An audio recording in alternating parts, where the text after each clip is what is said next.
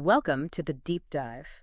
We're the podcast where we plunge into a whole stack of sources to pull out those vital nuggets of knowledge, really giving you the inside track on what's important. And today, oh boy, are we diving headfirst into something huge, dinosaurs.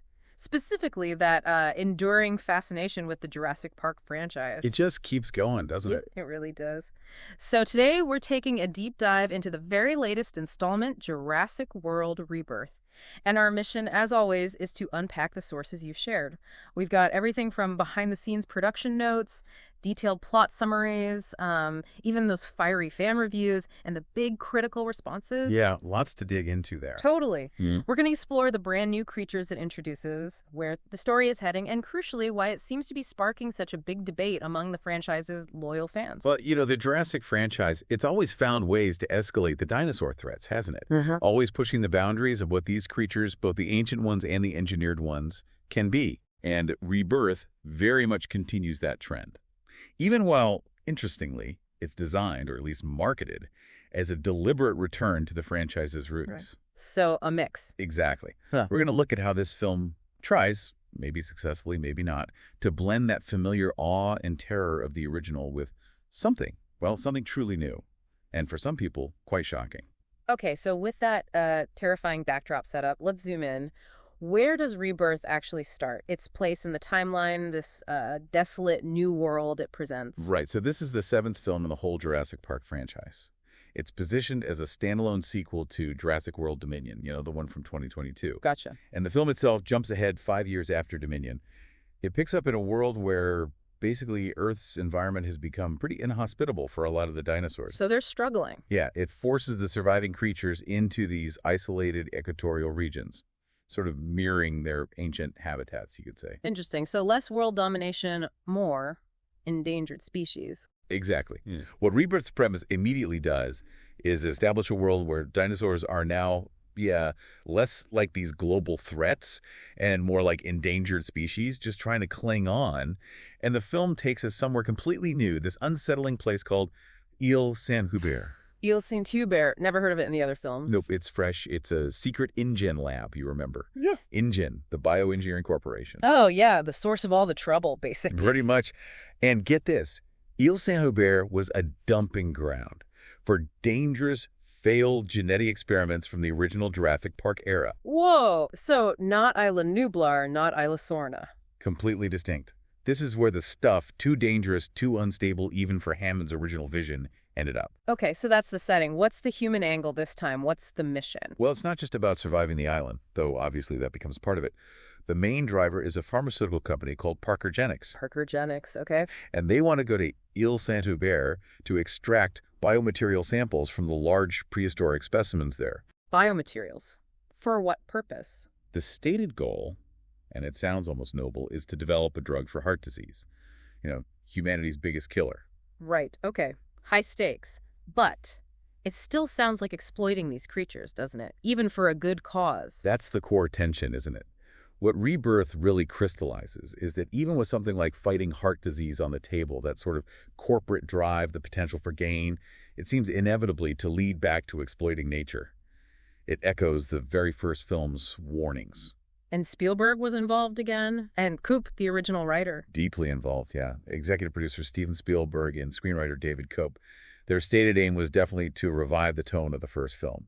More emphasis on horror compared to some of the other Jurassic World movies. Going back to basics, kinda. Kind of. And the director, Gareth Edwards, he even talked about Spielberg's visual style influencing him, and specifically choosing to shoot on 35mm film to try and capture that original look and feel. Interesting choice. Okay, but let's be real. A new Jurassic movie. It's all about the dinosaurs, right? The new threats. Absolutely. And Rebirth definitely delivers on that front. A whole new roster, genetically audacious, you might say. Genetically audacious. I like that. Okay, lay it on me. Who's first? First up, the main event, the primary antagonist, the Distort Rex. D-Rex for short. Distort Rex. Okay, what is it? It's just quite something. A deformed, six-limbed, mutated Tyrannosaurus Rex. 6 limbs? 6 limbs. The backstory is it was a failed genetic engineering attempt from Site C, their most secret, probably most ethically dubious research facility. It was deemed too dangerous even for the original park. Too dangerous for Jurassic Park. That's saying something. How big is this thing? Massive. 26 feet tall, 47 feet long, weighs about 20,000 pounds. Jeez. And the limbs are weird. It has 2 mutated legs, which apparently make it less mobile, weirdly enough. But then it has 2 long, powerful arms and 2 shorter arms, kind of like a gorilla's.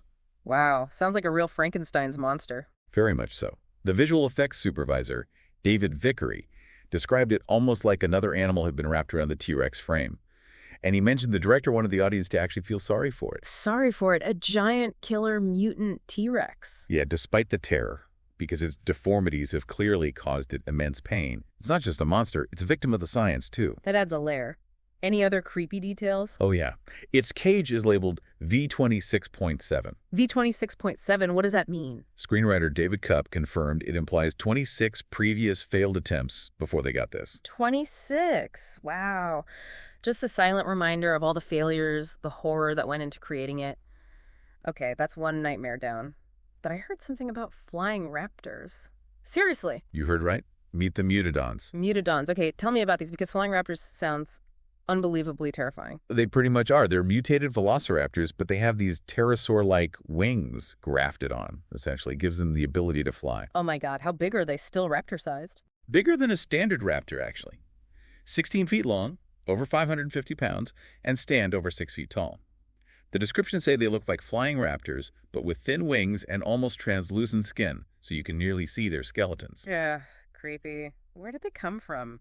More Sightsee rejects. Created by scientists on Ile Saint-Hubert itself, it's a hybrid raptor and pterosaur DNA spliced together.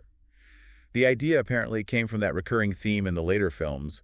You know, scientists always trying to make the dinosaurs bigger, meaner, scarier. Well, flying raptors certainly ticks those boxes. Right. And think about it. They can hunt on land and in the air. Right. Plus, they still have that pack hunting intelligence raptors are known for. Makes them incredibly mobile, incredibly dangerous. Do we see them in action? Oh, yeah.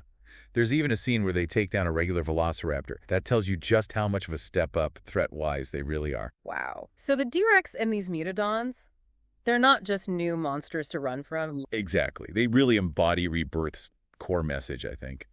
They're the stark, six-limbed flying warning. This unchecked genetic ambition, especially when it's fueled by corporate carelessness, it will always mutate beyond your control. They become the very disasters they were in some twisted way, trying to engineer or overcome. It's a heavy theme. Is everything on this island a terrifying mutant horror show? Huh. Well, mostly. But no, there is an honorary mention, something a bit different. The Acolops. Acolops sounds less threatening. Definitely. It's one of the few non-mutated new dinosaurs they introduce. It's described as a small, cute, horned herbivore, related to the Triceratops. Ah, okay, so like a bit of light relief. Sort of. Yeah. We actually see one named Dolores get adopted by young Isabella Delgado, one of the shipwrecked characters. Dolores the Aqualox, I love it. And Dolores becomes this sort of recurring reminder throughout the film that not all the creatures there are just nightmare fuel. There's still potential for connection, maybe. Does Dolores do anything cool? Well, the cutest detail is apparently she develops a real love for licorice. Licorice. A dinosaur liking licorice. Okay, that is a genius touch. It's those little specific humanizing details that really make these creatures memorable, even the cute ones. Absolutely. It grounds it a little. Okay, so we have the setting, the creatures. Let's talk about the plot, the actual journey. Who's going to this island? Right, the team. Who are they? It's a specialized group put together for this Parkergenics mission. You've got Zora Bennett, played by Scarlett Johansson. She's a former military covert operative. Okay, tough lead. Then Duncan Kincaid, played by Mahershala Ali, who's her trusted team leader. Dr. Henry Loomis, that's Jonathan Bailey. He's the paleontologist on board. Makes sense. Need a dino expert. And finally, Martin Krebs, played by Rupert Friend. He's the pharmaceutical rep from Parkergenics, the company man. The guy with the corporate agenda. Got it. So it starts as a mission. A mission which, in classic Jurassic style, goes completely off the rails almost immediately. Of course it does. Well, first, they encounter this shipwrecked family, the Delgados. There's Reuben, the father, his daughters, Teresa and Isabella. That's the one who adopts Dolores and Teresa's boyfriend, Xavier. Ah, civilians in the mix. That always raises the stakes. Significantly. It shifts it from a professional extraction to a rescue and survival situation, adding huge emotional weight. And the island itself, I assume it starts claiming victims pretty quickly. Oh, instantly.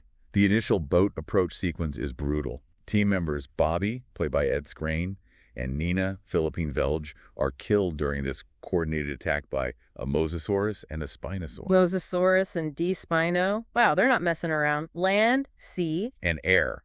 Later on, another team member, Leclerc, that's Betchier Sylvain, he's snatched and devoured by Quetzalcoatlus while trying to get a DNA sample on a cliffside. Quetzalcoatlus, the giant pterosaur. The very one. So yeah, the film establishes very early, very clearly, threats are everywhere, land, sea, air, nowhere is safe. Any standout sequences? Besides the, constant death. There's apparently a really thrilling raft sequence. The Delgados are being chased down a river by a Tyrannosaurus Rex. A classic T-Rex chase. Nice. Yeah, and what's cool is that scene supposedly comes from an unused sequence in Michael Crichton's original Jurassic Park novel. Oh, neat. A little nod to the source. Exactly. So the climax. Where does it all end up? It converges at an abandoned InGen facility on Ile Saint-Hubert. Predictably dangerous place. Naturally. And here, the Mutodons, the flying raptors, pursue the survivors in this really harrowing nighttime sequence inside the facility. Nightmare fuel. Did they get out? Is there an extraction planned? There was a helicopter extraction planned, but... Let me guess. D-Rex. D-Rex. It shows up, destroys the helicopter, and then proceeds to devour Martin Krebs, the Parkergenics rep. Ah, the corporate guy bites it. Classic Jurassic. Did he at least get the samples? He did, yeah. The samples are retrieved just before he meets his end. Which, again, raises that question, doesn't it? It seems like corporate ambition almost always leads to a sticky end in these films. Is it like a predestined fate for anyone trying to exploit these creatures? Seems like a pretty strong pattern, yeah. So Krebs is gone, the chopper's gone. How did the survivors get out? They managed to escape through this complex underground tunnel system beneath the facility. Tunnels, okay, claustrophobic. And there's a moment of classic Jurassic child heroics. Young Isabella Delgado, the girl with the aqualops. Dolores. Right, Dolores. Isabella manages to activate a locked gate in the tunnels just in the nick of time, allowing the group to reach their hidden escape boat. Nice. I've got to have the kids save the day moment. It's that blend, isn't it? Terrifying danger, but also that inspiring bravery, often from unexpected places. That's the formula they keep coming back to. Okay, so that's the story, the creatures. How did this all land? What's the impact, Ben? You mentioned release dates. Yeah, it premiered June 17th, 2025 in London, then hit the U.S. on July 2nd, 2025. Budget was reportedly around $180 million. And the reception. You said it was debated. Very much so. Critical reception has been decidedly mixed, like right down the middle. Rotten Tomatoes is sitting at 52% positive from about 203 critics. Oof, 52%. That's literally split. Exactly. And Metacritic mirrors that a score of 52 out of 100, which they classify as mixed or average reviews. So what were the critics liking and what were they hating? Well, on the positive side, some critics really praised the action, the visuals, and especially that return to more horror-focused elements. Yeah. Peter Bradshaw at The Guardian said it roars back to life. High praise. And Tim Robey at The Telegraph went even further, calling it the best film in the series since the original. He really highlighted the visual and sound design. Wow, okay. Best since the original is a big claim, but the negatives? For others, it just didn't work. Karen James at the BBC called it stale and went so far as to say it was the weakest of the franchise. Weakest? Ouch. And Alison Wilmore over at Vulture found the dinosaur carnage itself kind of boring. Which is a pretty damning thing to say about a Jurassic movie. Boring dinosaur carnage? How is that even possible? Right. So clearly there's a real divide here among critics and definitely among fans too about the whole creative direction, especially that heavy lean into the mutant hybrid dinosaurs. The D-Rex and the Mutodons. Exactly. For some viewers, that's an exciting, fresh evolution for the franchise. For others, it's just a step too far from the, slightly more grounded scientific realism and the sense of awe that defined the original Jurassic Park. Yeah, I can definitely see both sides of that argument. It's a big swing. It really is. And it brings up that crucial question for the franchise going forward. Yeah? Can it maintain its core essence, that Jurassic Park feeling, while constantly having to invent new, more extreme threats? It's a tough balancing act. It is. The filmmakers talk about it being a love letter to the original, Spielberg's influence, trying to recapture the magic and wonder. Yeah. But then you introduce a six-limbed T-Rex and flying raptors. Precisely. The very addition of creatures like the D-Rex and Mutodons signals a pretty significant shift. It moves away from pure awe, maybe, towards chaos and consequence. It focuses squarely on creatures that were never meant to exist, even within the already stretched reality of the Jurassic universe. That's a really interesting tension. What about behind-the-scenes stuff? mostly CGI again. Primarily CGI for the dinosaurs, yeah. Apparently, the pre-production time was quite limited, so full animatronics weren't really feasible for the big sequences. Though they did use practical parts, heads or claws for actors to interact with for lighting reference, eye lines, that kind of thing. Standard practice now, I guess. And the music? Did John Williams return? Not Williams himself composing, but the score is by Alexandre Desplat. It's fantastic. And crucially, Desplat incorporates themes by John Williams, so you get that blend of new scoring with those instantly recognizable, nostalgic musical cues. Ties it all together sonically. Right. Gotta have those themes. Okay, so wrapping this up, this deep dive into Jurassic World Rebirth. It definitely sounds like a film that gives you a lot to chew on. It really does. It's a fascinating look, I think, at that ongoing tension in the series between scientific ambition, corporate greed, and the often catastrophic, unforeseen consequences. And we've seen the franchise keep evolving, introducing these genuinely new kinds of threats. Which, as we saw, has prompted this real debate among the loyal fan base about where it's all heading. Is it staying true? Is it losing its way? So thinking about the bigger picture, the takeaway, what does Rebirth leave us mulling over? Well, I think what Rebirth really forces you to consider, maybe more explicitly than some previous entries, is this narrative cycle. Within the Jurassic franchise, we consistently see humanity, or at least certain ambitious humans, witnessing these catastrophic outcomes over and over again. Yeah, you'd think they'd learn. You would. But they're still driven, relentlessly, to genetically manipulate ancient life, whether it's for profit or perceived progress like curing disease. So the provocative thought it leaves you with is, what is this relentless on-screen cycle, this pattern of repeating mistakes within these stories, actually reveal about the human character's capacity to learn? Or maybe our capacity. Ooh, that's a deep cut. Turning the mirror back on the audience. Something to think about anyway. Definitely. Well, we hope this deep dive has given all of you listening plenty to mull over, whether you're a diehard fan eagerly debating the D-Rex online, or just someone curious about where this iconic Jurassic World is stomping off to next.